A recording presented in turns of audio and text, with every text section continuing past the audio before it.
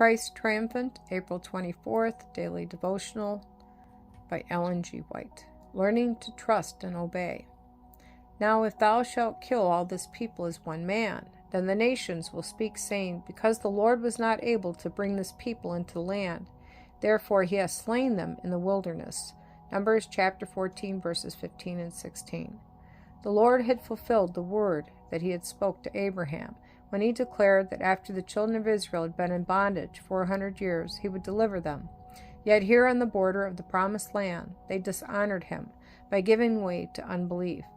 We shall be brought into straight places, but we do not want to wait until then before we learn to trust and obey.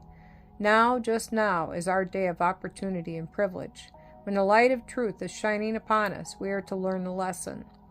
Let us plead with God to give us a true conception of his character and a willingness to obey him. We are to stand in the strength and power of Israel's God.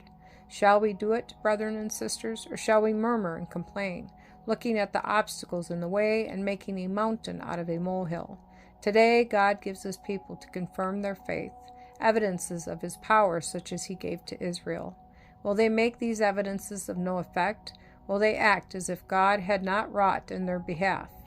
The Lord wants us to acknowledge his power and his grace and his great salvation, which he has brought us at an infinite cost in the death of his only begotten Son. We are living in a day of trial, a day of probation, a day of test. God is proving his people to see whether he can work in their behalf. He cannot work for them if they open their hearts to the impulses of the enemy. He cannot cooperate with them if they trust in human beings in the place of looking to Jesus and rejoicing in his goodness and his love. He wants to make of us a people through whom he can reveal his grace.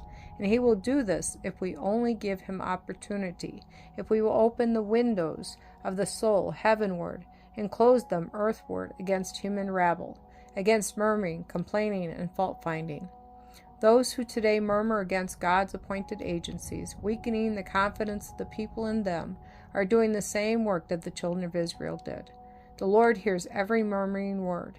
He hears every word that detracts from the influence of those whom he is using to proclaim the truth, that is, to prepare a people to stand in the last days.